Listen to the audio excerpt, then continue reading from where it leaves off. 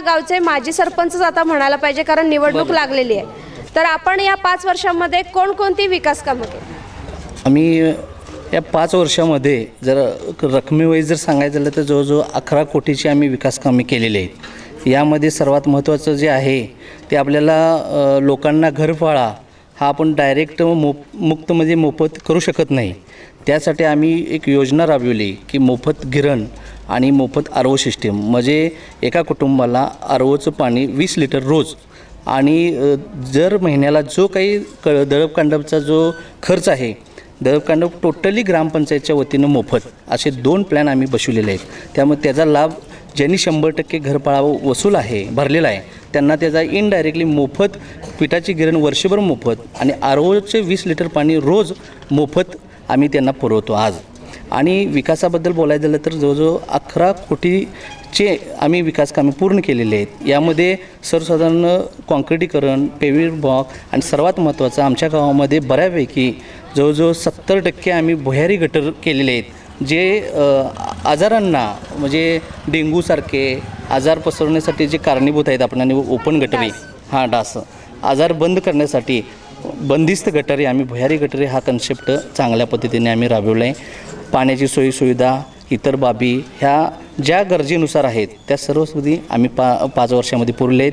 लोक आज चांगल्या पद्धतीनं समाधानकारक आहेत आणि आम्ही शाहू आघाडीच्या माध्यमातून आम्ही जी पॅनल उभा केलेलं आहे आज ते भविष्यकाळाच्या पाया म्हणून आम्ही इथं उतरलेलो आहे. आपल्या गावामध्ये साधारण लोकसंख्या किती आहे? आत्ता 2011च्या हिशोबानं म्हटले तर 3700 आहे, पण त्यानंतर जनगणना झालेली नाही. सर्वसाधारण बाहेरचे लोक घोडावत युनिव्हर्सिटी असल्यामुळे बाहेरचे लोक जवळजवळ 3700 असतील, असे 6-7 हजार लोक आज इथं राहतात. ठीक आहे, म्हणजे या गावामध्ये लोकसंख्या वाढत आहे आणि आधुनिकीकरण देखील वाढत आहे. तर मला सांगा, या गावामध्ये ग्राम स्वच्छता अभियानासाठी कधी सहभाग घेण्यात आला होता का? आला होता की आला होता स्वच्छता अभियानामध्ये.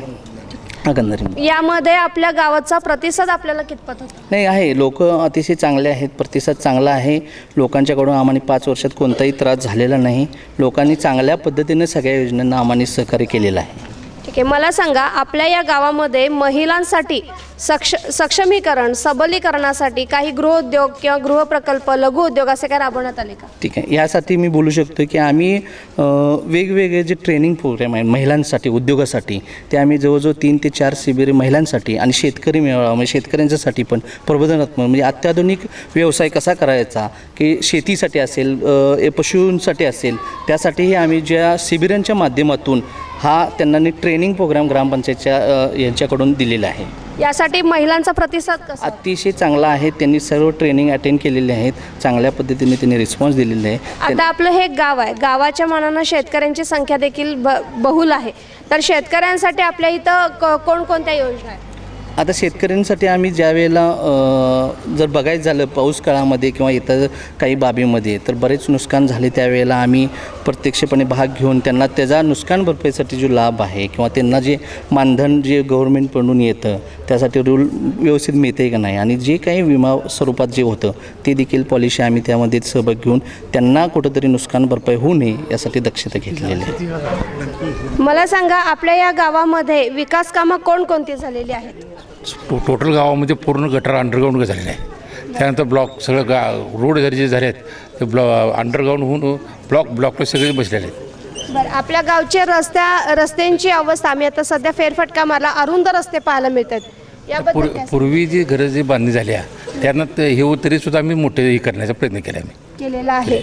मला सांगा, आपल्या गावामध्ये प्राथमिक आरोग्य केंद्र आहे का? आहे की प्राथमिक आहे. तिथे डॉक्टर आपल्याकडे उपलब्ध आहेत. आपल्या गावामध्ये कोरोना काळ, कारण तुमच्या काळामध्ये 2 वर्ष कोरोना काळ होता, या 2 वर्षाच्या कालावधीमध्ये कोरोना परिस्थितीमध्ये आपण कशी हाताळली? बघा, कोरोना परिस्थिती ही फार सेन्सिटिव्ह आमच्या जीवनामध्ये गेली की एकतर पेशंट आणि पेशंटचं असणं क्वारंटाईननंतर त्यांना दवाखान्यापर्यंत पोहोच करणं आणि प्रत्येक ठिकाणी प्रतिबंध घालून लोकांना एकत्र न येता प्रसार न माध्यम म्हणजे प्रसार वाढू नये यासाठी काम करण्यासाठी आम्ही त्यासाठी बरेच उपाययोजना राबवली. त्यामध्ये फवारणी असेल, घरोघरी सॅनिटायझर देणे असेल, औषधोपचार घरी आम्ही जाऊन गोळ्या पोच करण्यापर्यंत, आणि पेशंट असेल तर घोडामध्ये आमच्या इकडं कोविड सेंटर होतं, तिथं पोच करणे आणि त्यांना डिस्चार्जपर्यंत फॉलोअप घेणे, या सर्व गोष्टी आम्ही आणि आमचे कार्यकर्ते आणि ग्रामपंचायतच्या वतीनं केलेल्या आहे. मला सांगा, आपल्या गावामध्ये घरोघरी शौचालयाची व्यवस्था आहे का? आहे, घरोघरी अतिरिक्त शौचालय व्यवस्था आहे. बाहेरून येणाऱ्या महिलांसाठी, बाहेर गावावरून एखादी आता प्रवासी महिला आहे ती इथं जर थांबली समजा, तर तिला बाहेरून त्यांना सार्वजनिक शौचालय आहे का? आहेत, सार्वजनिक शौचालय आहेत. सगळे सुस्थितीत आहे. आहेत, सुस्थितीत. आताच आम्ही इथं पाहिलं की इथं नियोजित ग्रामदैवत हनुमान मंदिरासाठी जी इमारत दिसते ती किती दिवस झालं बंद आहे का चालू आहे? हा, मंदिर चालू आहे, पण त्याचं नवीन हे करायचं आहे, नूतनीकरण करायचं आहे. अर्धवट झालेलं आहे. ते नाही अजून अर्धवट नाही, ते जीर्णोद्धार काम चालू झालं नाही अजून, त्याची डिझाईन तयार झाली आहे, त्याचं काम चालू करायचं आहे. फक्त डिझाईन लावलेली आहे त्याची, बाकी नाही. आपल्या गावामध्ये कचरा घन व्यवस्थापनाची काय सोय आहे? आमच्या गावामध्ये गावातला पूर्ण कचरा एकत्रित केला जातो. ट्रॅक्टरच्या सहाय्याने पूर्ण कचरा गावातला एकत्रित केला जातो आणि तो गावाच्या बाहेर सध्या आम्ही काय करतो की तो याच्यामध्ये एक त्याचा खड्डा काढला जातो आणि खड्ड्यामध्ये पूर्ण कचरा काढून तो कुजवला जातो. त्यासाठी म्हणजे ती निर्मिती केली जाते गावाच्या एका हो विघटीकरण केलं जातं. विघटन केलं जातं. ओला कचरा सुका कचरा बाजूला वेगवेगळा केला जातो त्या ठिकाणी. आपल्या इकडे घंटागाड्या किती आहेत? आम्ही एक ट्रॅक्टर खरेदी केले, म्हणजे घंटागाडी मी ट्रॅक्टर्स खरेदी केले आम्ही. त्या ट्रॅक्टरमार्फत सगळा कचरा उचलला जातो गावातील. कर्मचारी आहेत आपल्याकडे कचरा व्यवस्था? हो, कचरा कर्मचारी आहेत ना. गटर स्वच्छतेसाठी हो, कर्मचारी आहेत आमच्या शिपाई आहेत आहेत. आपल्या इथे सांगा, जे प्राथमिक आरोग्य केंद्र आहे ते झालंच, पण त्याच्यासोबतच ॲम्ब्युलन्सची व्यवस्था आहे का? ॲम्ब्युलन्सची व्यवस्था अजून नाही. अजून नाही. याचं काही कारण कळू शकते का आपल्याकडून? नाही, आता आम्ही ह्या पुढच्या टप्प्यामध्ये आम्ही ग्रामपंचायत अत्तिगिरी यांच्यामार्फत ॲम्ब्युलन्स सेवा मोफत गावांना मिळण्यासाठी ॲम्ब्युलन्स खरेदी करत आहे 15-1च्या योजनेअंतर्गत. म्हणजे आपल्या कालखंडात आपण हा प्रयत्न केला होता. काय झालं, आराखडा बनलेत आणि त्यानंतर हा कन्सेप्ट कोविडच्या नंतर आमच्या लक्षात आला की हे करणं गरजेचं आहे. त्यामुळे आम्ही जे आता 2 वर्षापूर्वी आराखडा केला त्यामध्ये ते धरलेलं आहे की ॲम्ब्युलन्स घेण्याचे आहे. पिण्यायोग्य पाण्याची इथं व्यवस्था कशी आहे? तलावामध्ये विहीर आहे आणि विहिरीतून जो येणारं शुद्ध पाणी आहे, विहीर तलावामध्ये आहे, सेंटरला विहीर, आणि त्या विहिरीतलं पाझर पाणी होते. म्हणजे नैसर्गिक ते फिल्टर म्हणायचं त्याला, नैसर्गिक फिल्टर होऊन नॅचरल ते पिण्यायोग्य आहे. पिण्यास योग्य आहे, टेस्ट होते. परत आम्ही ते आरोग्य केंद्राचे जे उपकेंद्राचे जे खालच्या हे आहेत ते दररोज म्हणजे 1-2-4 दिवसात त्याची टेस्ट घेतात. त्याचा टेस्ट रिपोर्ट ते वरच्या अधिकाऱ्यांना पाठवलं जातं. आणखी आपण काय सांगू इच्छिता? आपल्या माजी सरपंचांकडून जी विकास कामं झाली आहेत आणि त्याच्यानंतर आत्ता अजून काय काय कामं करायची शिल्लक आहेत आणि ती तुमच्यामार्फत तुम्हाला करायची इच्छा आहे, याबद्दल सांगा. आणि थोडे माळभागचे जो आहे त्या माळभागावर रस्ते राहिले अपूर्ण आहेत, ते पूर्ण करण्याची ही आहेत. कुठे लाईटचा बल्ब मोठे आहेत तिथं लावण्याची व्यवस्था आहे, सेट व्यवस्था केली. येणाऱ्या काळामध्ये जर आपला गुलाल उधळला गेला तर आपला अजेंडा काय असणार आहे? अत्तिगिरावचा संपूर्ण विकास हा आमचा संकल्प असणार. तोच विकास. अत्तिगिराला आमच्या शाहू महाराजांच्या रूपाने तलावाची देणगी मिळाल्या, त्याचं सुशोभीकरण आणि ग्रामदेव हनुमान मंदिर आणि गावात रोड रस्ते गटार सोडून आणि बाकी काही करता येईल तरुणांसाठी, महिलांसाठी, वृद्ध लोकांसाठी अशा आम्ही योजना. सोलर मोटर, हां, सोलर मोटर. आपण काय सांगू? जो विकास करायचा ते आता तलावाचा विकास करायला पाहिजे, सुशोभीकरण त्याचं केलं पाहिजे. तिथं ग्रामदैवत जीर्णोद्धार झाला पाहिजे. जे आपल्याला लाईट जळते आणि जो घरपाड्यातनं आपल्याला जो लोड होतो आहे तो कमी करण्यासाठी सोलरवर लाईट विभाग करून सगळ्या मोटरीतून आपल्याला सोलरवर चालवल्या पाहिजेत. इथं प्रत्येक नागरिकाच्या घरातून घरपट्टी म्हणजे तुमचं ते घरफाळा, पाणी बिल, लाईट बिल भरलं जातं व्यवस्थित? हो का, माझा अनुभव सांगतो. आम्ही 6 महिन्याच्या पूर्वी ही योजना मोफत गिरण आणि मोफत आरो चालू केली. त्यापासून जो माझा रिस्पॉन्स आहे, जो फाळा हा आम्हाला वसूल करावा लागत होता, पण उत्स्फूर्तपणे जवळजवळ माझ्या अंदाने 100%चे 20 ते 30 लोक असतील, ती जवळजवळ 350 लोक आज फाळा भरून क्लिअर 100% आहेत. म्हणजे हा 4 ते 5 महिन्यातला माझा अनुभव आहे की हे योजना लोकांना चांगल्या पद्धतीने पसंत आहे आणि त्यांचाही लाभ आहे यामध्ये इनडायरेक्टली. त्यामुळे फाळ्याबद्दल भविष्यकाळात पण चिंता करायची गरज नाही. त्यामुळे फाळा हा लोक उत्स्फूर्तपणे भरत आहे. आपण ज्येष्ठ नागरिक आहात आणि या पॅनलचे प्रमुख म्हणून आहात, तर ज्येष्ठ नागरिकांसाठी आपल्या गावामध्ये कोणकोणत्या योजना? ज्येष्ठ नागरिकांनी एक ज्येष्ठ नागरिक संघटना आहे, त्याच्या माध्यमातून जेवढं काही तज्ज्ञ मंडळींच्याकडनं करता येईल ते करण्याचा आमचा प्रयत्न त्याच्यामध्ये आहे. आणि ज्येष्ठ नागरिकांना सन्मानपूर्वक वागणूक दिली पाहिजे ही पहिल्यांदा भूमिका आहे. आणि शेवटी त्यांचा आधार आम्हीच असतो, हे प्रामुख्याने तिकडे लक्ष देण्याचा आमचा प्रयत्न आहे. तसे काम सुरू आहे आमचं. शालेय उपयोगी म्हणजे लहान मुलांना आणि मुलींना त्यासोबतच जे तरुण मंडळी आहेत त्यांना क्रीडांगणाचं महत्त्व आज सगळीकडंच आहे, तर त्यांच्यासाठी खेळण्यासाठी जे मैदान आहे ते आपल्या इथं आहे का? बघा, आमच्या इथं आता बऱ्यापैकी माध्यमिक विद्यामंदिर अत्तिग्रे म्हणून आहे, त्यामध्ये ग्राउंड चांगल्या पद्धतीचं त्यांच्याकडं आहे. तिथं आम्ही ते ग्राउंड चांगलं व्हावं म्हणून आम्ही परत ग्रामपंचायतच्या वतीने त्यांना ग्राउंड बनवून दिलेलं आहे. आणि तिथं जे शुभशुभीकरणासाठी जे सावली म्हणा इतर म्हणा ते झाडांचं प्लांटेशन, तिथं असणारे स्वच्छतेसाठी शौचालय वगैरे ह्या सगळ्या सुविधा आम्ही तिथं उपलब्ध करून दिलेल्या आहेत. आपण ज्येष्ठ नागरिक आहात, आपल्याकडून आता विरोधाची भूमिका मांडणारच, मात्र आपल्यामार्फत आपण लोकांना काय संदेश देऊ इच्छिता, आपण काय आवाहन करू इच्छिता? आमची भूमिका अशी आहे, विधायक दृष्टिकोन ठेवून आम्ही जनतेपुढे जातो. आमचा कामाचा केलेलं देखावा काम त्यांच्यासमोर ठेवते. आणि ह्या गावामध्ये एकच संघ राहिलं पाहिजे. गावामध्ये कुठला ताणतणाव राहता कामा नये. गटातटाचं राजकारण जरूर असू दे, पण जाती धर्माचं लिंगभेदाचं राजकारण असता कामा नये. निवडणुका होऊन जातील, पण गावची अभेद्युती राहिली पाहिजे, माझं प्रामाणिक मत आहे. आणि ती कटुता वैयक्तिक पातळीवर येता कामा नये. टीका टिप्पणी करताना विचारू ते जरूर बोला, पण तो काळा का गोरा, काय खातोय, आमका कुठला, हे सोडून देऊ आपण गाऊन. आणि दुसऱ्याला कमी लेखून आपल्याला मतं देत नाहीत, मतदार शोध नाहीत. आम्ही माता भगिनींच्याकडे जातो आहे, एवढा प्रतिसाद आमच्याकडे आहे की केलेल्या कामाची पोचपावती आम्हाला निश्चित मिळणार आहे. आणि सगळं पॅनल आमचं सरपंच विक्रमी मतांनी निवडून येणार आहे. ह्यासाठी या निवडीचं वैशिष्ट्य आहे. याच्यापूर्वी आम्ही मागच्या 5 वर्षामध्ये ज्येष्ठ महिलेदार आघाडीवर होतो, पण आजची निवड जर महिला तरुणांच्या हातामध्ये आहे. आज उमेदवारांच्या हातामध्ये निवड राहिली नाही, आमच्यासुद्धा हातावर नाही, तरुणांच्या हातामध्ये आहे. आणि एवढ्या मोठ्या प्रमाणात तरुण सक्रिय आहेत, त्यांना योग्य मार्गदर्शन करणं, त्यांचं नेतृत्व उभं करणं हीच आता काळाची गरज आहे. ते काम मी करतो आहे. निवडणुका येतील जातील लोकशाहीच्या मार्गातनं, पण आज गावाला आपण काय देणार आहे हा त्यातला महत्त्वाचा भाग आहे. आणि शेवटी सरपंच असू दे, कोणी असू दे, संस्थेचा चेअरमन असू दे, मी या गावचा सेवक आहे, मी या गावचा ट्रस्टी आहे, मालक नाही, अशी भूमिका सदैव मनात असायला पाहिजे. तरच गावचा विकास होईल. व्यक्तिगत मोठ्या मनासाठी संघटनेचा वापर केलेली संघटना ठराविक काळ राहते, पण आमचं म्हणणं असंख्य कार्यकर्ते असे आम्ही घडले मॅडम की जे जिथं उभा करतील ते कार्यकर्ते समोरचे उभं राहतील. चारित्र्य कार्यकर्त्यांची फळे आम्ही गावामध्ये 15 वर्षामध्ये उभा केल्या, हे आमचं याच्यामध्ये भाग्य आम्ही मानतो.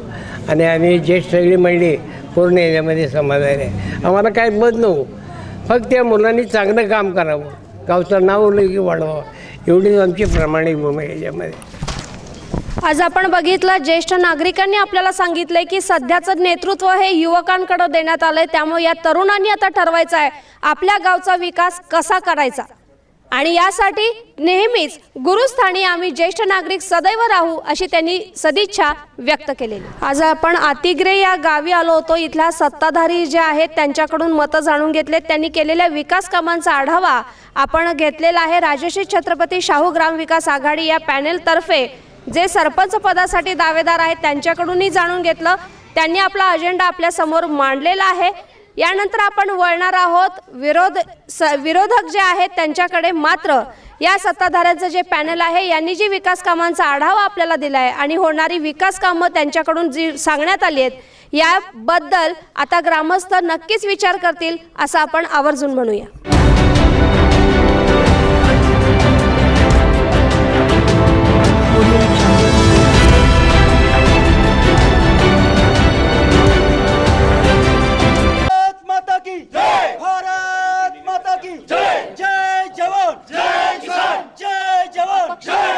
आज आपण अतिग्रे या गावी आलो होतो. आत्ताच आपण माजी सत्ताधारी होते जे राजश्री छत्रपती शाहू ग्रामविकास आघाडी यांच्याकडून विकास कामांचा आढावा घेतला. त्यासोबत त्यांचा निवडणुकीमधला अजेंडाही जाणून घेतला. आता आपण विरोधकांच्याकडे आलेलो आहोत. या विरोधकांच्या पॅनलचं नाव आहे जय जवान जय किसान ग्रामविकास परिवर्तन आघाडी पॅनल. तेव्हा आता यांच्याकडे जाणार आहोत, यांच्याकडनं जाणून घेणार आहोत खरोखर या गावचा विकास झाला होता का. सगळ्यात पहिल्यांदा तर मी तुम्हाला हे सांगू इच्छितो की आम्ही सत्ताधारीही नाही आणि विरोधकही नाही आहे. हा एक आत्रेगावच्या विकासाच्या माध्यमातून निर्माण झालेला एक नवीन प्रवाह आहे, नवीन विचारधारा आहे, नवीन वाट आम्ही निर्माण करतो आहे. 1956 पासून ते आज तागाय 2022पर्यंत या गावचं जर राजकारण बघितलं तर सत्ताधारी सत्ता टिकवण्यासाठी आणि विरोधक ते सत्ता मोडीत काढून सत्तांतर होण्यासाठी या ठिकाणी कार्यरत आहेत. पण या सगळ्या गोष्टी होत असताना नेमकं गावचा विकास झाला आहे का, तो कोणत्या प्रमाणात झाला आहे याच्याविषयी कुणीही कुठल्या प्रकारे चर्चा करत नाही. प्रत्येकजण फक्त आपली सत्ता टिकवणे आणि विरोधकांचं काम आहे की सत्ता कशी मोडीत काढणे. पण या ठिकाणी गावचा विकास कसा होतो आणि काय होतो यासाठी थोडासा विचारविमर्श करण्यात आज हे दोन्ही गट कुठे ना कुठे कमी पडले आहेत, हा आमची विचारधारा आहे. तर सांगण्याचं तात्पर्य म्हणजे असं की आजच्या ह्या काळाची गरज ही आहे की बाबा ह्या दोन गट सोडून नवीन प्रवाहाची गरज या सर्वसामान्य जनतेला आहे. या विचाराने प्रेरित होऊन आम्ही सर्व माजी सैनिक आणि गावातले काही शेतकरी आमच्याकडे आले. त्यांनी सांगितलं की बाबा आज या गावाला नवीन विचाराची नवीन प्रवाहाची गरज आहे आणि तुम्ही ती क्रांती घडवून आणली पाहिजे. या दृष्टिकोनातून मग आम्हीही विचार केला ज्या ठिकाणी आपण प्रामाणिकपणे देशाची सेवा करू शकतो तर आपण गावाची सेवा का करू शकत नाही आहे. या विचाराने प्रेरित होऊन पुढील 5 वर्षासाठी आपलं ध्येय काय असणार आहे याविषयी सगळ्यांचं विचार विनिमय करून मग या ठिकाणी जय जवान जय किसान ग्रामविकास परिवर्तन आघाडीची या ठिकाणी निर्मिती झाली. सत्ताधारी सांगतात की आम्ही गावचा विकास केला. प्रामुख्याने जर गटारी रस्ता आणि दिवाबत्तीचा विचार केला तर ही प्राथमिक कामं आहेत, ही कामं करणे गरजेची आहेत, ती कामं होतात अनुषंगाने. पण हे जर सोडून या विषयांना सोडून जर क्रांतिकारी काम जर तुमच्याकडनं काही झालं असेल यावर कुठेतरी विचार केला पाहिजे. प्रामुख्याने जर आमचं हे ग्रामदेवत मंदिर बघितलं तर रामदास स्वामींच्या हस्ते या मूर्तीची प्रतिष्ठापना झाल्या, याचा जीर्णोद्धार व्हायला पाहिजे होता. गेले अनेक वर्ष झाला हा प्रश्न गावाच्या समोर आहे. पण नेमकं त्याचं श्रेय कोण घेणार, त्या समितीमध्ये कोण असणार या विषयावरती रखडलेला विषय आणि त्यामुळे जीर्णोद्धार या ठिकाणी थांबलेला आहे. जर तुम्ही विचार केला तर या गावाला छत्रपती शाहू महाराजांच्या संकल्पनेतून साकार झालं शाहू तलाव जवळजवळ 80 एकराचं शाहू तलाव आहे. त्या ठिकाणी जर तुम्ही त्याचं संवर्धन केला, त्याचं सुशोभीकरण केला तर गावातील अनेक गरजूंना या ठिकाणी रोजगार उपलब्ध होतो. पण नेमकं त्याचंही श्रेय कोण घेणार, त्याचा पाठपुरावा कोण करणार यासाठी ते काम या ठिकाणी रखडलेलं आहे, लक्षात घ्या. तर प्रामुख्याने ह्या सगळ्या गोष्टी जर विचारात घेतल्या तर त्यासाठी कुणाच्याही दबावाखाली न येता एक चांगल्या विचाराचा तरुणही या ठिकाणी काम करायला या गावासमोर यायला पाहिजे या विचाराने ह्या आघाडीची निर्मिती झालेली आहे. आणि त्या अनुषंगाने आम्ही पुढील 5 वर्षामध्ये जनतेला आम्ही सांगणार आहे बाबा की आज या काळाची गरज आहे की गावाला काहीतरी नवीन विकसित करणारी नवीन पिढी या ठिकाणी कार्यरत झाली पाहिजे. म्हणून हा आम्ही संघर्ष किंवा ही क्रांती उभा केलेली आहे आणि जनतेसमोर आम्ही हा विचार घेऊन जाणार आहे. आज तर जर तुम्ही बघितलं महिलांसाठी सक्षमीकरण किंवा त्या महिलांना सक्षम बनवण्यासाठी या आघाडीने काय केलं किंवा सत्ताधाऱ्यांनी काय केलं हा प्रश्न जनतेच्या मनामध्ये आहे. यांनी महिलांसाठी काय सशक्तीकरण केलं का, पण हा प्रश्न जनतेच्या मनात आहे, ज्याचं उत्तरसुद्धा जनतेच्या मनात आहे. ती मतदानाच्याद्वारे ती जनता या ठिकाणी दाखवून देईल. आज जर बघितलं या गावामध्ये अनेक विविध क्षेत्रामध्ये अनेक विद्यार्थी अनेक व्यक्ती नाविन्यपूर्ण उल्लेखनीय काम करतात. काम केल्यानंतर त्या व्यक्तीचा यथोचित सत्कार करून त्याला पुढील वाटचालीसाठी जर सहकार्य करायचं असेल तर पहिल्यांदा सत्ताधारी हा विचार करतो की तो आपल्या गटाचा आहे का, तो आपल्याला भविष्यात राजकारणामध्ये सहकार्य करेल का. या ठिकाणी हा विचार बाजूला सरून गावातला कुठल्याही व्यक्तीनं जर चांगलं उल्लेखनीय काम केलं तर गट न पाहता त्या विद्यार्थ्याचा त्या खेळाडूचा यथोचित सत्कार करून त्याला भविष्यात वाटचालीसाठी सहकार्य केलं पाहिजे. ही भावना कुठं त्यामध्ये असली पाहिजे. पण ही भावना ना सत्ताधाऱ्यांच्यामध्ये ना विरोधकांच्यामध्ये आहे, ती भावना आमच्यामध्ये आहे. आणि ती भावना घेऊन आम्ही या ठिकाणी गावासमोर आज जाणार आहे. गावाने त्याचा विचार करावा आणि आमच्या सर्वांची एवढीच इच्छा आहे की बाबा मतदारानं विचार करून भविष्यामध्ये ही लोकं काम करू शकतात का, करण्याची क्षमता यांच्यामध्ये आहे का, हा विचार करून या ठिकाणी मतदान झालं पाहिजे. आणि आम्हाला ह्या गोष्टीचा आत्मविश्वास आहे की ज्या अर्थी आम्ही या ठिकाणी 17 वर्षे, काहीने 18 वर्षे तर काहीने 32 वर्षे या ठिकाणी देशाची देशसेवा प्रामाणिकपणे केलेला आहे. आणि तोच प्रामाणिकपणा घेऊन आज आम्ही या गावच्या समाजकारणामध्ये किंवा राजकारणामध्ये हे पाऊल ठेवलं आहे. आणि याची सरी जर भिस्त असेल तर आपल्या मायबाप जनता मतदारांच्या हाती आहे. आणि येत्या 18 तारखेला जनता ती मतदानाच्याद्वारे निश्चितपणे दाखवून देईल. आणि येणारा 20 तारखेचा जो दिवस आहे तो अतिरे गावाच्या इतिहासामधला एक क्रांतिकारी दिवस असणारा एवढा मला या ठिकाणी आत्मविश्वास आहे. तुम्ही आज एक सरपंच पदासाठी दावेदार आहात, तर मला सांगा आपल्या गावामध्ये जी विकास कामं केलेली आहेत तर ही विकास कामं जी राहिली आहेत त्याबद्दल आपण काय सांगू शकाल का. तसं बघायला गेलं तर गावामध्ये विकास कामं ही फक्त गावामध्ये झालेली आहेत. आणि आता यांनी सांगितल्याप्रमाणे जे आपल्या गटाचे लोक आहेत त्यांच्या घरापुरता आणि त्यांच्या गलींपुरता एवढाच विकास कामं झालेले आहेत. पण इतर वाड्या वस्त्या आणि काही ठिकाणं जर बघितली तर तिथं तुम्हाला आज ही दुरावस्था दिसायला पाहायला मिळेल. दलित वस्ती इथं आपल्या इथं आहेत, प्रत्येक गावांमध्ये दलित वस्ती असते.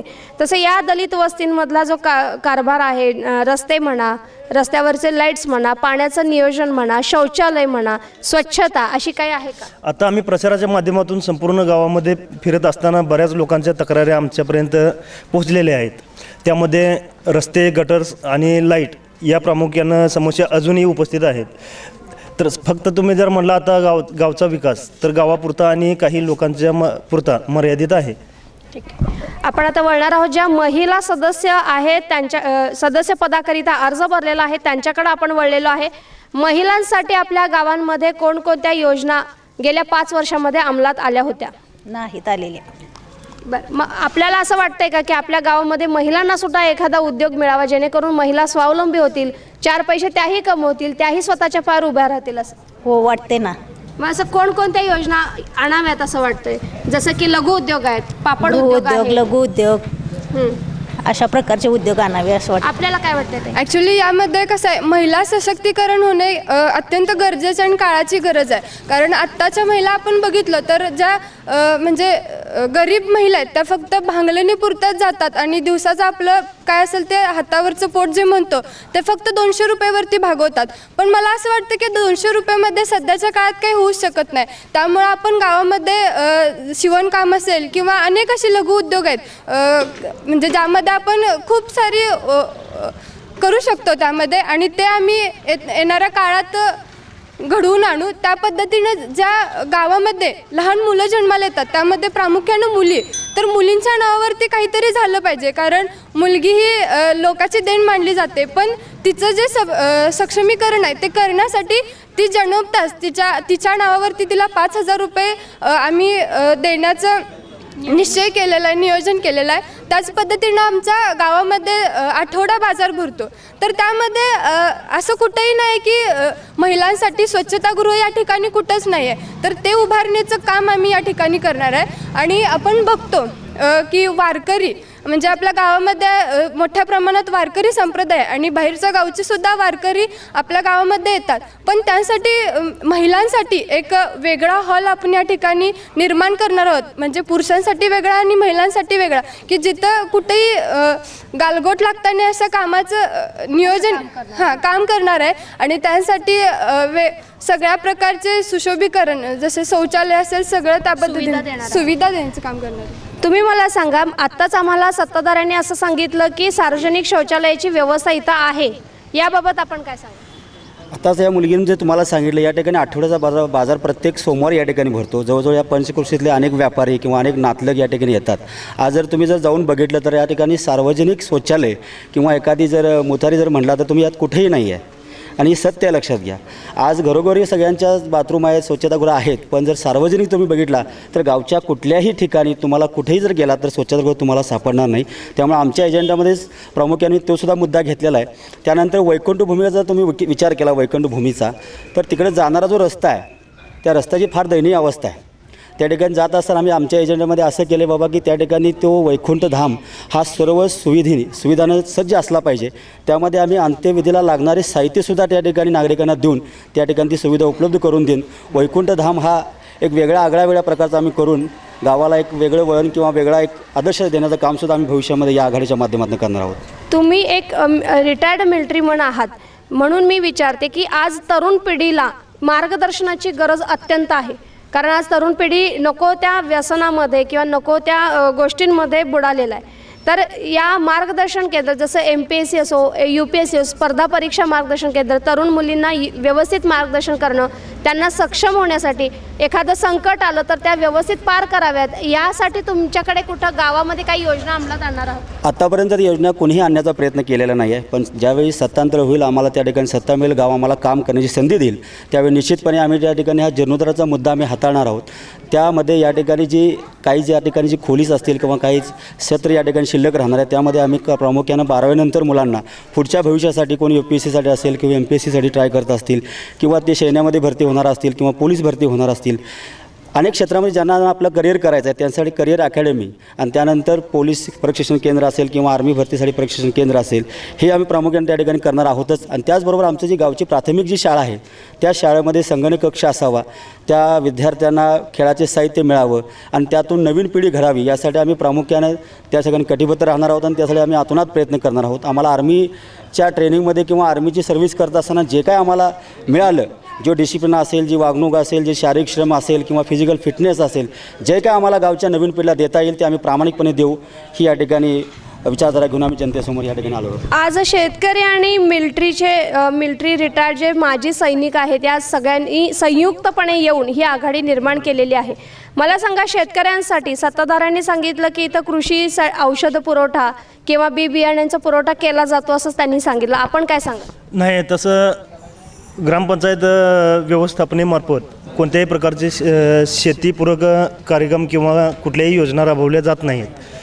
ते आम्ही आता यामध्ये इथं आमच्या जाहीरनाम्यामध्ये त्याचं सत्ताधारी इतक्या ठामपणे कसं काय हे म्हणताय? नाही, तुम्ही तसं बघायला गेलं तर पूर्ण त्याचं बघू शकता, कुठेही ते तसं नाही.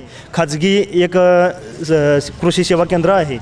बरं, आता हे जे हनुमान मंदिराचा तुम्ही विषय काढला, त्यांना हा जेव्हा प्रश्न केला तेव्हा त्यांनी सांगितलं की नाही, याचं फक्त नियोजन केलेलं आहे, ही इमारती नव्हे. मी म्हणाले त्यांना की अर्धवट बांधकाम झालेलं आहे, तर ते म्हणाले नाही, हे फक्त नियोजन केलेलं आहे, आत्ता डिझाईन झालेलं आहे. एक मिनिट, मी बोलतो यावर मॅडम. या ना, पुढे या ना.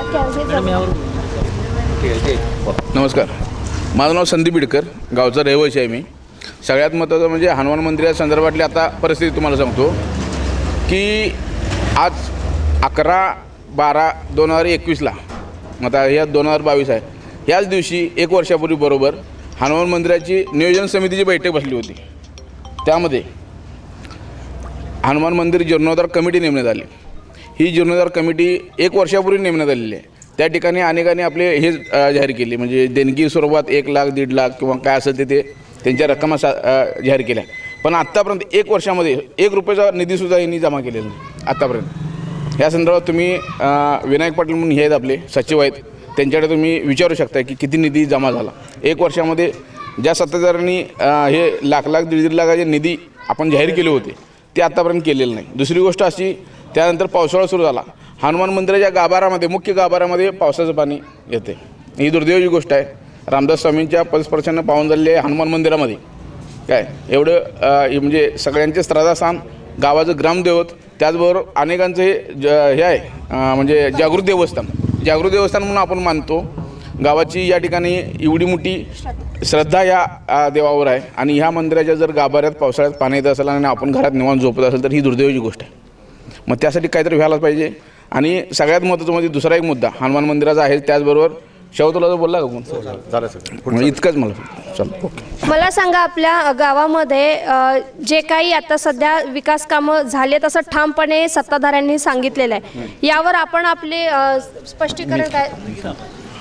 आतापर्यंत कसं आहे की हा आमचा लढा उभारण्या पाठीमागचं कारणच हे आहे की परिवर्तन आम्हाला पाहिजे आहे. जे आम्ही व्यवसायानिमित्त प्रत्येक गावामध्ये फिरत असताना आम्हाला एक अनुभव येतो की त्या गावामध्ये काही सोयी होतात आणि आमच्याकडे काही सोयी होत नाहीत. ॲक्च्युली रस्ता करणं किंवा गटारी बांधणं हे सोयी नाही, ह्याच्यापेक्षा वेगळ्या सोयी होऊ शकतात.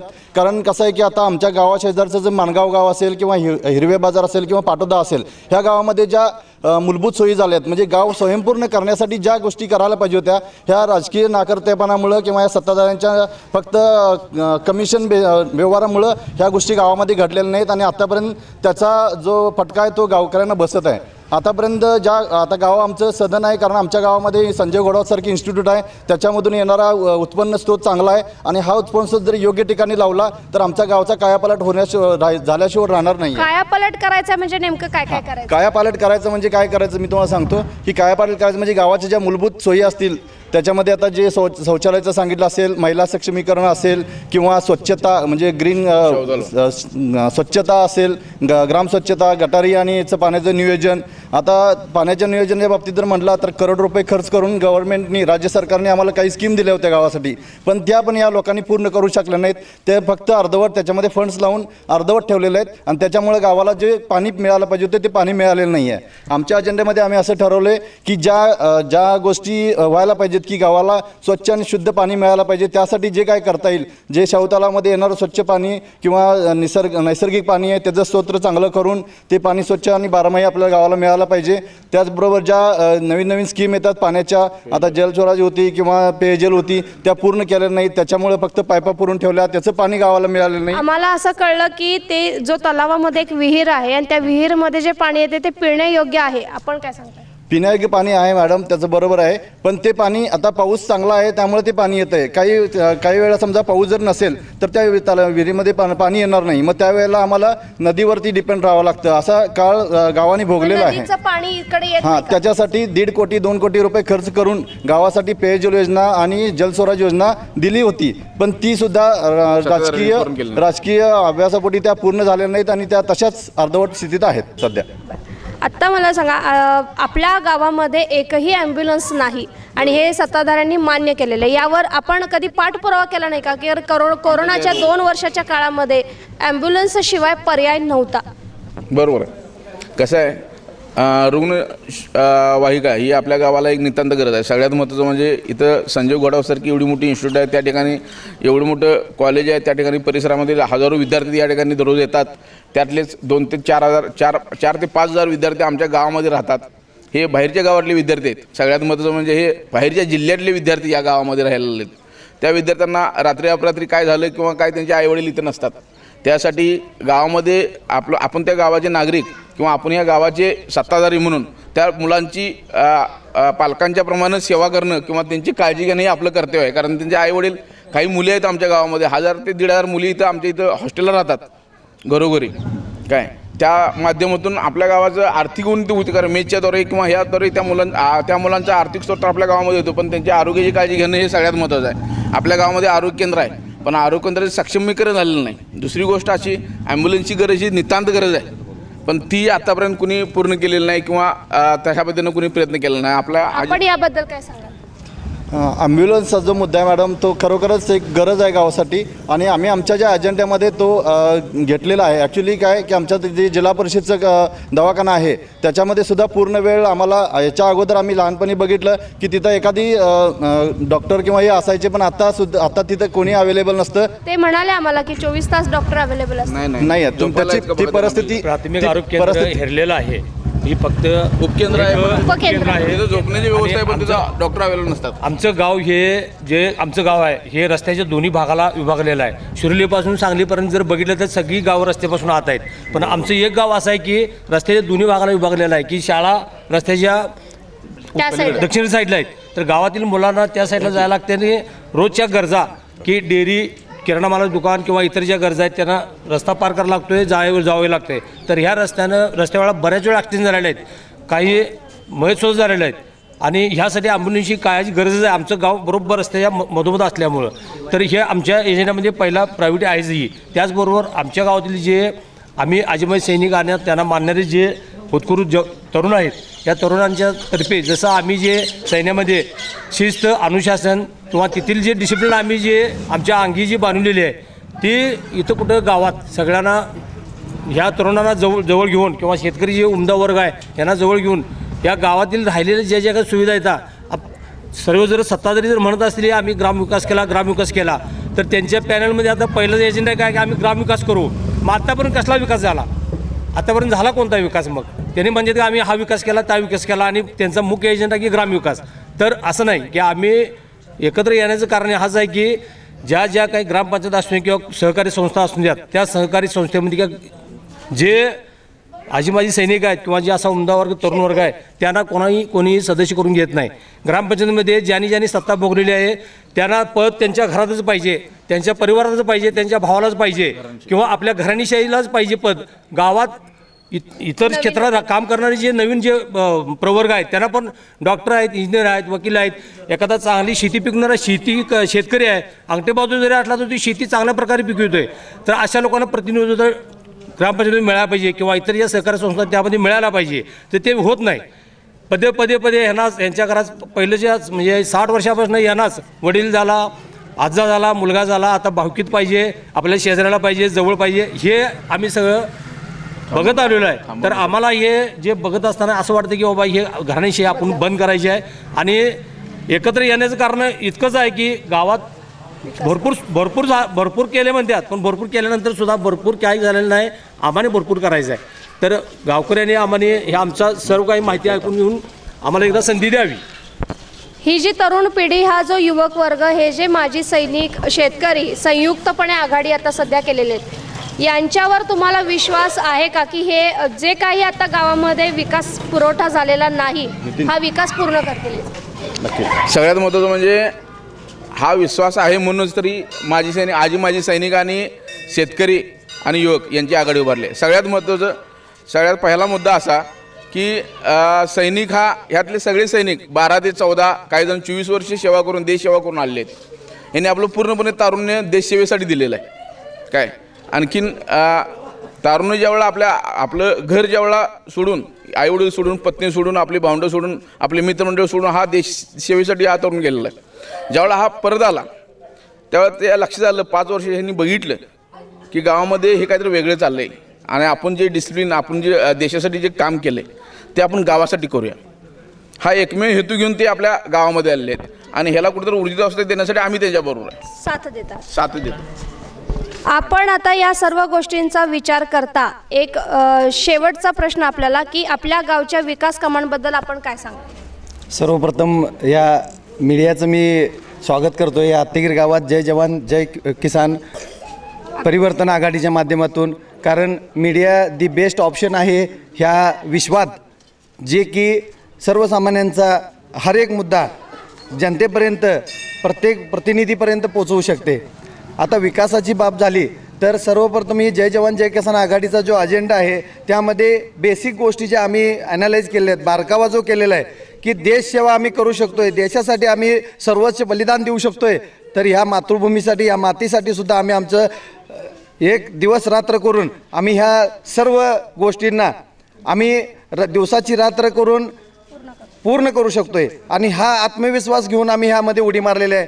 आत्तेगिरी गावामध्ये 20 ते 21 माजी सैनिक आहेत आणि त्या माजी सैनिकांच्या माध्यमातून एक संघटना आम्ही स्थापन केली होती 2017ला. तेव्हापासून आतापर्यंत आम्ही राजकारणाच्या विषयी दूर होतो, कारण आम्हाला हे राजकारण आणि हे आर्मी पर्सनसाठी लाभदायक नाही, किंवा आमचे जे अजेंडे आहेत किंवा आमचे जे विचार आहेत ते नागरिकांना पटणार की नाही पटणार ह्या गोष्टींपासून आम्ही थोडंसं अलिप्त होतो. परंतु काळाची गरज आहे.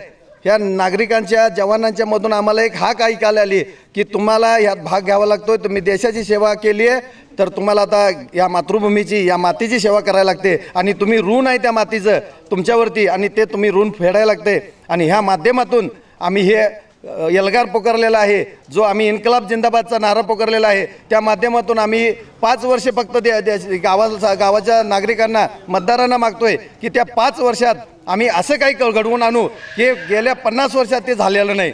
आणि हे आम्हाला करायला एक संधी आम्हाला अगर नागरिकांनी दिली, मतदारांनी दिली, तर आम्ही 100% ह्या गोष्टीला आमचा जो जाहीरनामा असेल त्यामध्ये आम्ही खडे उतरून 100% ह्या गोष्टीला पूर्णविराम लावू, ही आमची सगळ्यांना कळकळीची विनंती आहे मतदार बंधू भगिनींना.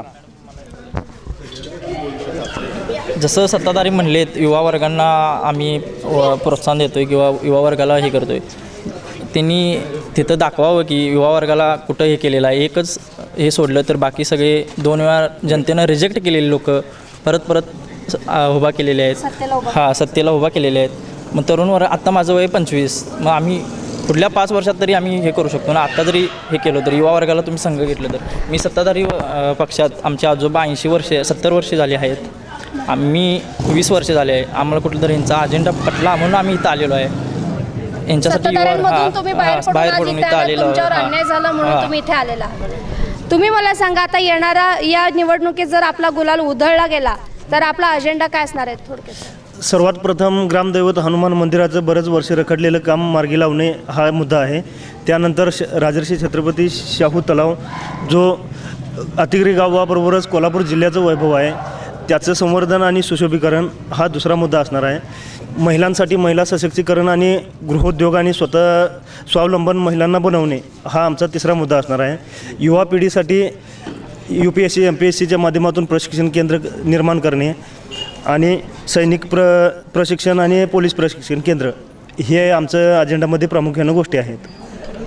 आता जर साधारण तुम्हाला जर सांगितलं तर थोडक्यात मी सांगतो की ही जी नवीन आघाडी उभारलेली आहे यामध्ये सत्ताधाऱ्यांच्या विचार पटत नाहीत म्हणूनही आलेली या ठिकाणी समावेशक ही टीम आहे. त्यानंतर विरोधक आहेत त्यांच्यातून सुद्धा आलेली, म्हणजे दोन्ही विचार पटत नाहीत आणि ती लोक या ठिकाणी येऊन ही आघाडी उभारली. आणि ह्या आघाडीचं एकच या ठिकाणी एम हे आहे की गावामध्ये आतापर्यंत चाललेली हुकुमशाही, लोकशाही आणि मक्तेदारी ही मोडीत काढून खऱ्या अर्थानं लोकशाहीची नांदी या गावामध्ये व्हावी हा दृष्टिकोन आणि हा एम घेऊन या ठिकाणी ही जय जवान जय किसान ग्रामविकास परिवर्तन आघाडी जनतेसमोर येऊन ठेपलेलं आहे. आणि निश्चितपणे आम्हा सर्वांना आत्मविश्वास आहे की येत्या 18 तारखेला ही जनता आम्हाला साथ देईल, मत देईल आणि आम्हाला पुढील 5 वर्षामध्ये गावाची सेवा करण्याची संधी देईल. मॅडम, खऱ्या अर्थानं आज लोकांनी सुद्धा विचार केला पाहिजे की आज जवान हा सत्तेमध्ये का उतरते. कारण जर राजकर्त्यांनी जे सत्तेत आहेत त्यांनी जर आमच्या अपेक्षा पूर्ण केल्या असत्या तर जवानांना सत्तेत उतरायची काहीच गरज नव्हती, कारण ऑलरेडी ते देशाची सेवा करून आलेत. पण ज्या ठिकाणी आमच्या किसानांना ज्या सोयीसुविधा शासनाकडून येतात त्या आजपर्यंत कुठल्याच म्हणजे किसानाकडे पोचल्या नाही, आणि जर पोचल्या असतील त्यांनी आम्हाला दाखवून यावं. तर किसान म्हणजे आपण म्हणतो की किसान हा देशाचा राजा आहे. आपला भारत हा कृषी सत्ताक आहे आणि कृषीप्रधान देशात आपला राजा जो कोण असेल तो शेतकरी आहे. पण खूप म्हणजे दुर्दैवाची गोष्ट आहे की आमच्या भारतातच सर्वात जास्त आत्महत्या ही शेतकऱ्यांची होते.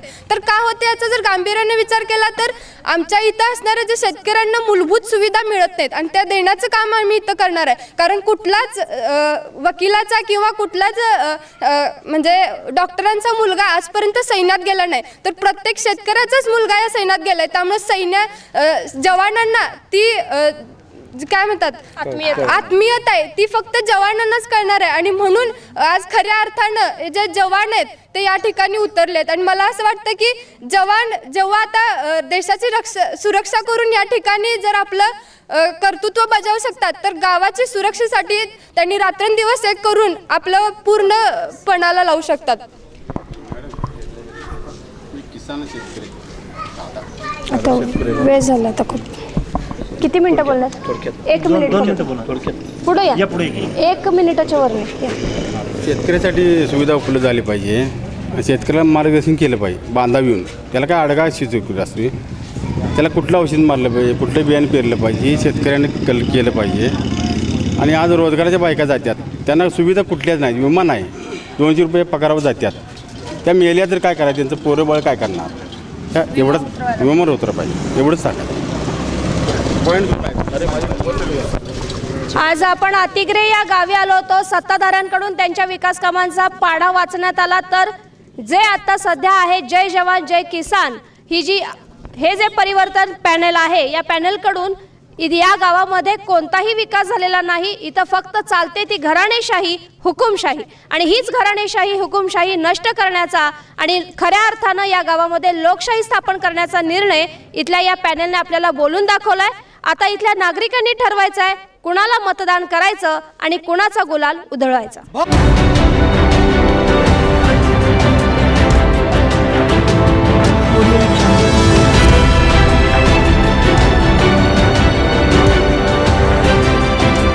माता की जय, भारत माता की जय. जय जवान जय किसान, जय जवान जय किसान.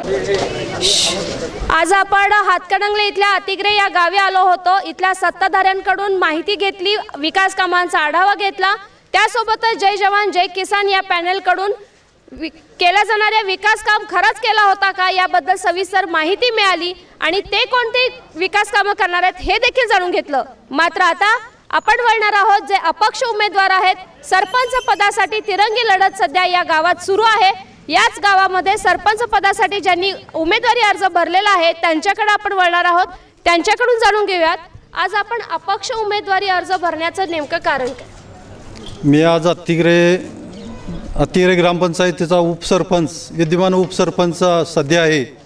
पण गेली 5 वर्षात एक सत्ताधारी सदस्यांना कवडी मोलाचं इथं महत्त्व दिलं गेलं नाही. फक्त ठराविक जणांनीच कारभार इथं केलेला आहे. पण जसं जय जवान जय किसान पॅनलनं म्हटलं की घराणेशाही चालू आहे. प्रचंड असंतोष सत्ताधाऱ्यांच्या विरोधात इथं आज गावात चालू आहे. एक साधं उदाहरण द्यायचं झालं तर आपल्या शैक्षणिक मुलांसाठी माता भगिनी या ग्रामपंचायतीत येत असतात.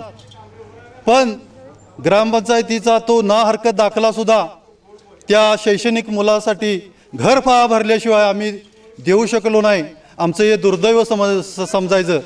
आणि अपंगाचा जो निधी आहे तो अजिबात अपंग जे लोक आहेत त्यांनी सारखं हुंबरं झिजवून ग्रामपंचायतीचं नंतर त्यांनी त्याचा तो जास्त रेटा लागल्यानंतर मानसिंग मुसे इथं पत्रकार आहेत त्यांनी बातम्या देऊन त्यांचं एक बातम्या देऊन पाठपुरावा केल्यानंतर सरपंच पदाच्या खुर्चीवर बसल्यानंतर काय करू शकतोय हे मी आज या आमच्या अतिग्र्यातील जनतेला दाखवून देणार आहे.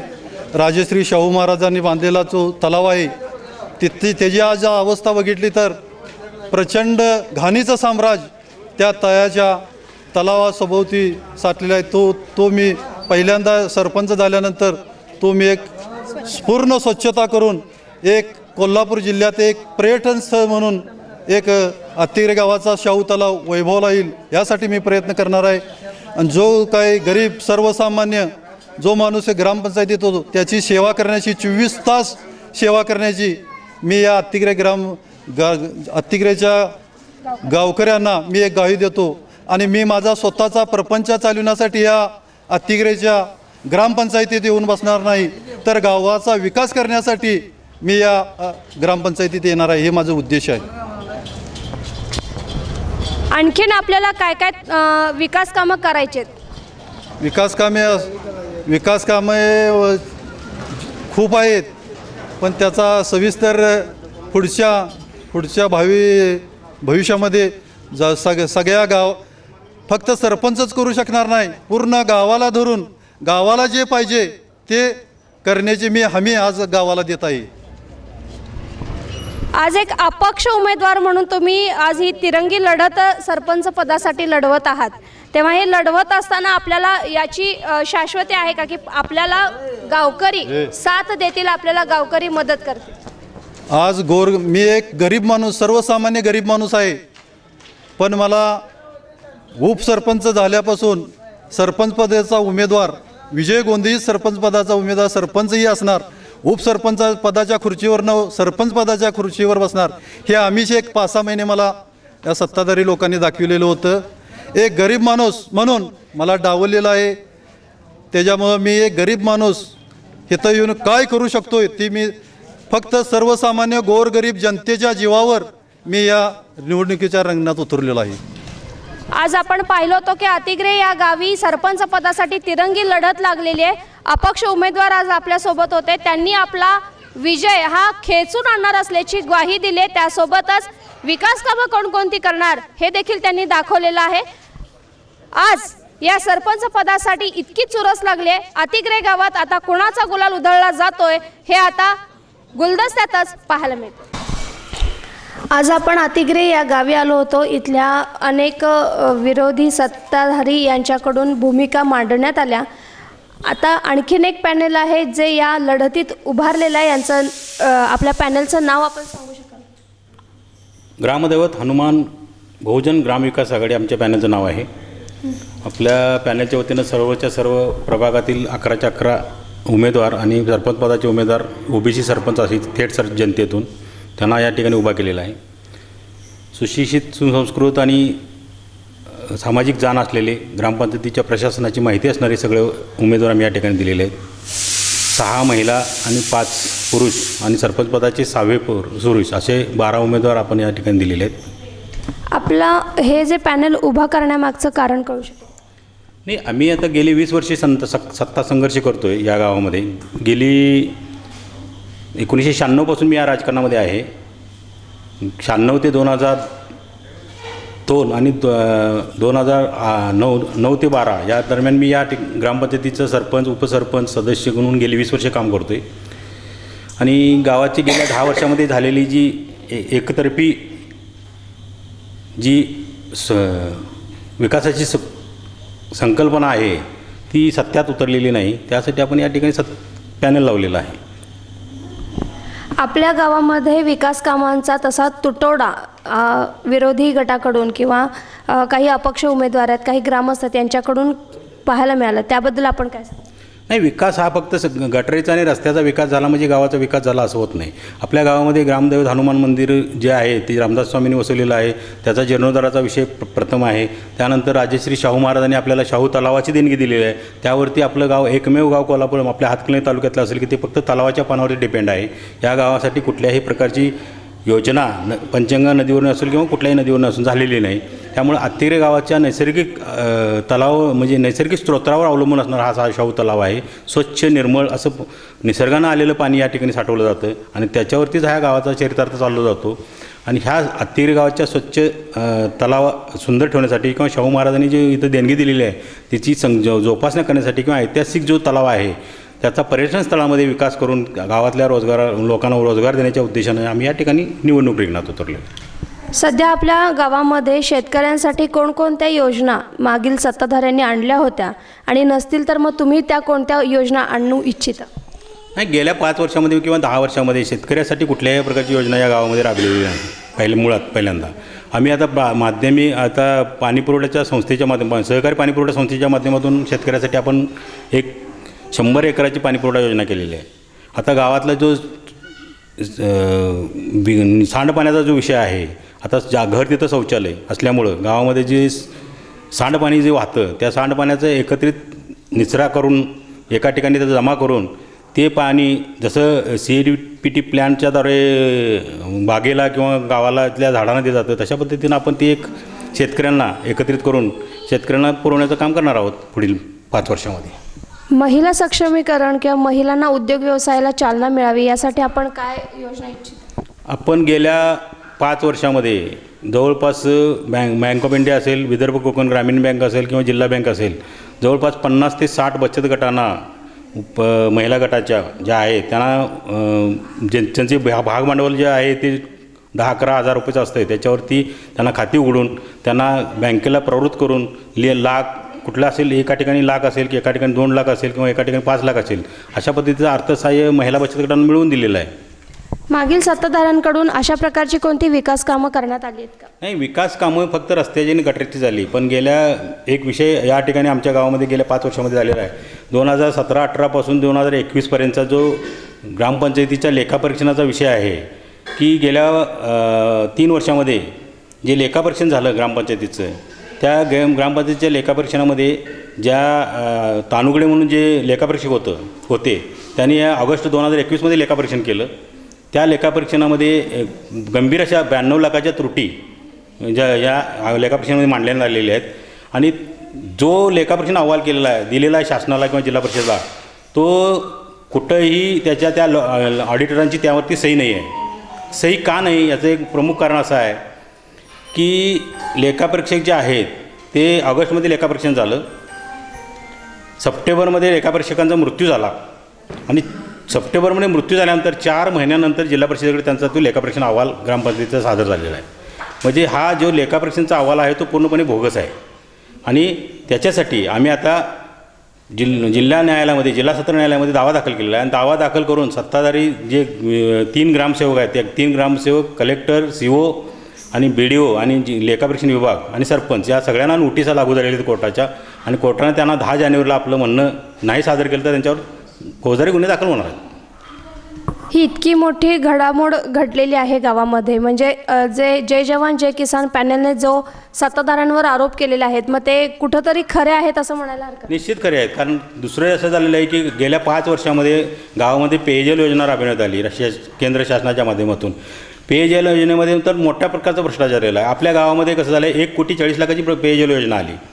ह्या पेयजल योजनेमध्ये अजून गेल्या 5 वर्षामध्ये हे काम पूर्ण झालेलं नाही पेयजलचं.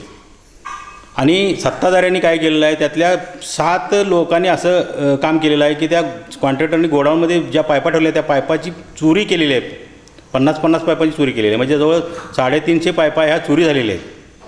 त्या संदर्भात कुठलाही त्यांनी खुलासा आजपर्यंत केलेला नाही. आज असं म्हटलं जातं आहे की बाबा इथं घराणेशाही सुरू आहे. या सरपंच किंवा जे काही ग्रामपंचायतीची जी निवडणूक होते यामध्ये प्रत्येक वर्षी घराणेशाहीचं आणि हुकुमशाहीचं सुरू आहे आणि हीच मोडीस आणण्याचा प्रयत्न असल्याचं ग्रामस्थांचं म्हणणं. नाही, घराणेशाही तर प्रत्येकाचीच आहे. विषय असा आहे की घराणेशाहीचा की जे उमेदवार आम्ही इच्छुक उमेदवार जे आहेत इच्छुक उमेदवारांना गेल्या पंचवार्षिकमध्ये सर्वसाधारण पुरुष होतं आरक्षण या ठिकाणचं सरपंच पदाचं, आणि त्या सरपंच पदाच्या आरक्षणामध्ये वारेमाप पैसा खर्च करण्यात आला आणि वारेमाप पैसा खर्च करून या ठिकाणी सत्ता मिळवण्यात आली. सत्ता मिळवत असताना त्यांनी साम दाम दंड सगळ्या प्रकारचा उपयोग केला. पण प्रॉब्लेम असा झाला अशा पद्धतीचा की मोठ्या प्रमाणात अर्थकारण झाल्यामुळं गावची जी सर्वसामान्य मतदार आहे तो असा प्रसंग निर्माण झाला की गावच विकलं गेलं, अशा प्रकारची परिस्थिती निर्माण झाली. रात्रीत गावच विकला गेला अशा प्रकारची परिस्थिती आमच्या गेल्या पंचवर्षामध्ये निर्माण झाली होती आणि ती मोडून काढण्यासाठी आपण या ठिकाणी आता निवडणूक टेकणार आहोत. आपल्या इथं घोडावत इन्स्टिट्यूटमध्ये काही महिला किंवा काही मुलं काम करतात आणि ही बाहेरच्या मुली इथं हॉस्टेलला राहतात असं आत्ताच आम्हाला कळालं. तर या मुलींना राहण्याची सोय जी आहे ती कशा पद्धतीची आहे, व्यवस्थित आहे का? नाही, मुलींना प्रायव्हेट जे मिळकतधारक आहेत प्रायव्हेट मिळकतधारकांच्या घरी ते राहतात मुली, पण त्या मुलींची सुरक्षा त्या प्रायव्हेट मालकाने घेतली पाहिजे. त्या ठिकाणी सिक्युरिटी गार्ड नेमला पाहिजे, त्या ठिकाणी मेसची सोय केली पाहिजे, अशा पद्धतीची जबाबदारी त्या घरमालकाने घेतली पाहिजे. पण ते अशा प्रकारची कुठलीही सुविधा घेतली जात नाही. आता गोडावचाच विषय निघाला म्हणून तुम्हाला सांगतो, एक विषय मोठा गोडावच्या बाबतीत झालेला आहे की 2017-18मध्ये ज्यावेळेला ग्रामपंचायतीची बॉडी संपली त्याच्या अगोदर ग्रामपंचायती करपात्र इमारती या 43 होत्या गोडावच्या, आणि त्या 43 इमारतीमधील 20 इमारती ह्या 17-18मध्ये 19मध्ये पूर्ण झाल्या. पण त्या नोंद घाला म्हणून CO असतील, BDO असतील किंवा प्रशासन असेल सगळ्यांनी ग्रामपंचायतीला लेखी मोजमाप करून लेखी पत्र दिलं किंवा ह्या इमारती आहेत त्या नोंद घाला म्हणून, पण त्यांनी अद्याप त्या 2022 उरलं तर मोजणी घातली म्हणजे मोजणी केली नाही, त्या चिकर आकारणी केली नाही. घोडावत इन्स्टिट्यूटच्या फाळ्याची जी आकारणी आहे ती आज घडीला गावाच्या कुठल्याही माणसाला फाळा आकारला नाही तर एवढी मोठी रक्कम आहे.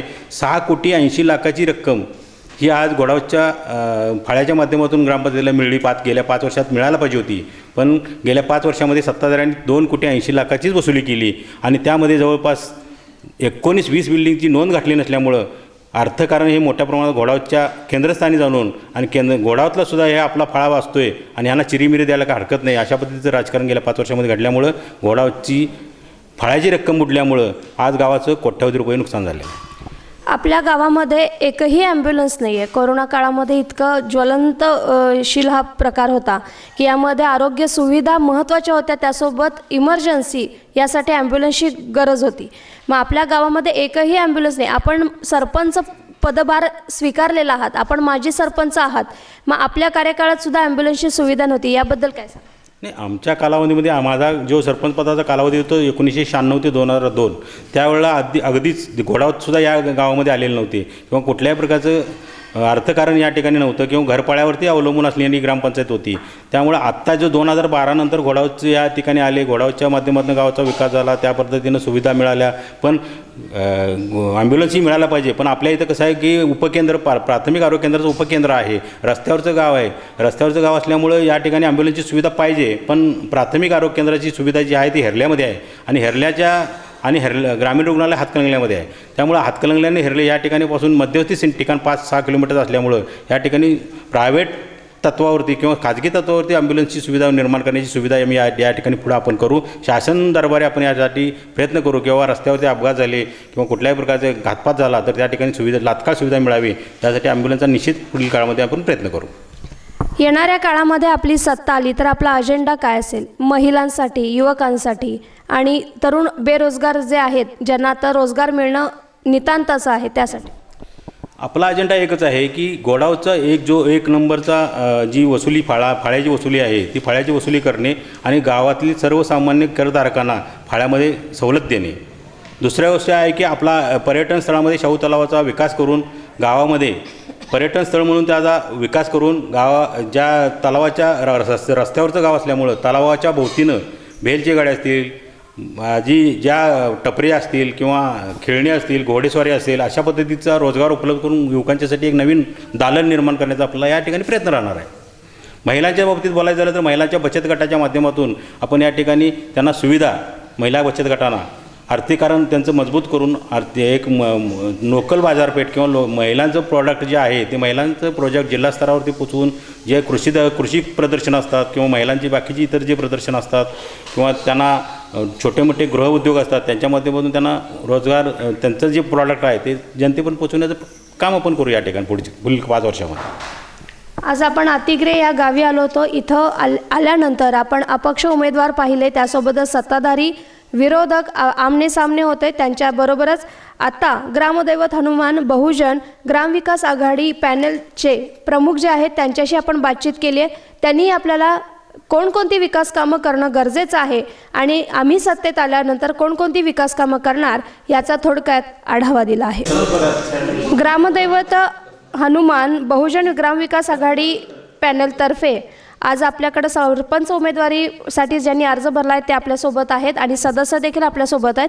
तर तुम्ही आज जे विरोधात्मक भूमिका मांडत आहात यामागचं कारण आणि आपण भविष्यामध्ये जर निवडून आलात तर त्यामागे आपला अजेंडा काय काय असणार आहे गावाच्या विकासासाठी? गेली 15 वर्ष, आता मी 20 वर्ष राजकारण करतोय, पण 15 वर्ष मी गावाचा विकास बघतोय. आज सत्ताधारी जी 15 वर्ष काम करतात त्यांनी फक्त गावातले रस्त्याने गटारी इतकेच फक्त काम केले आहे. गावाच्या विकास दृष्टीने कुठलाही नवीन प्रोजेक्ट किंवा प्रकल्प कधीही आणलेला नाही. आमच्या दृष्टीनं पहिला हे आहे की गावातले आमचे तलाव सुशोभित करून तलावाच्या माध्यमातून गावातल्या मुलांना रोजगार निर्माण करून द्यायचं आमचं प्रथम ध्येय आहे. त्यानंतर आमच्या गावात एक ग्रामदैवत हनुमान मंदिर आहे, त्या मंदिराचा जीर्णोद्धार करणे गरजेचं आहे, कारण ते मंदिर पडत आलेलं आहे. त्याकडे गावातल्या लोकांच्या भावना जपलेल्या, त्या भावना जपण्याचा प्रयत्न आम्ही करणार आहे. त्यानंतर गावाला आम्ही मोफत घरपळा कशा देण्यात यावा त्याचं आम्ही नियोजन केलेलं आहे. तसंच त्या पद्धतीनं गावाला वीज पुरवठासुद्धा मोफत कसं देणार आहे त्याचंसुद्धा आम्ही नियोजन केलेलं आहे. आणि या गावातल्या सगळ्या गावाला माहिती आहे की आत्तापर्यंत तिने रस्त्याने गटारी फक्त काम केलेलं आहे. म्हणून मी मला प्रशासनाचा 25 वर्षाचा अनुभव आहे, ग्रामपंचायतीला 5 वर्षाचा अनुभव आहे. ह्या अनुभवाचा मी फायदा या गावाच्या सत्कर्णी लावण्यासाठी मी जनतेसमोर आव्हान केलेलं आहे की मला एकदा संधी देऊन बघा आणि गावाचं सोनं कसं करायचं हे मी तुम्हाला माझ्या कृतीमध्ये मी दाखवून देणार आहे. धन्यवाद. आपण काय सांगू इच्छिता? तुम्ही म्हणल्याप्रमाणे हा विरोधाला विरोध म्हणून आम्ही राजकारण करतच नाही. एक सकारात्मक भूमिका ठेवून आम्ही राजकारणार आहे. त्या भूमिकेमध्ये गावाचा विकास, गावाच्या मूलभूत गरजा ह्या चांगल्या रीतीने व्हाव्यात हाच हेतू ठेवून आम्ही ह्या आघाडीमध्ये उभा आहे. आपलं चिन्ह कोणतं आहे? माझं चिन्ह टॅक्स आहे. आणि आपलं नाव? विठ्ठल बैराम पाटील. आपण महिलांसाठी इथं कोणकोणते व्यवसाय आणणार आहात? महिलांच्यासाठी आम्ही त्यांचा सिलिंगचा व्यवसाय, गारमेंट, माझं स्वतःचं मशीन आहे, माझ्या स्वतः भावाचे एक गारमेंट होतंच. दुसरं पापड तयार करण्याचे, अशा पद्धतीचे मेणबत्ती तयार करण्याचा. आम्ही परवा जाऊन ते प्रोजेक्ट बघून आलो. कोल्हापूरमध्ये ते महालक्ष्मी चेंबरमध्ये जाऊन त्या पद्धतीचं ट्रेनिंग सगळं घेऊन आलेलं आहे. आम्ही माझी मिसेस आणि आमच्या गल्लीतल्या एक 4-5 महिला जाऊन आलेलो आहे आणि त्या पद्धतीची आमची वाटचाल चालू आहे. आज आपण अतिग्रे या गावी आलो होतो. यामध्ये ग्रामदैवत हनुमान बहुजन ग्रामविकास आघाडीच्या पॅनलचे सरपंच उमेदवारी अर्ज भरलेले आणि त्यासोबत सदस्य या पदाकरिता अर्ज भरलेले उमेदवार आपल्यासोबत होते. यांनी आपल्या सत्तेत आल्यानंतरचा असणारा विकासाचा आढावा कसा असणार आहे हा थोडक्यात आढावा त्यांनी आपल्याला दिलेला आहे. तर आता हे सत्तेत आल्यानंतरच कळणार आहे खरंच हे विकास कामं करतील का.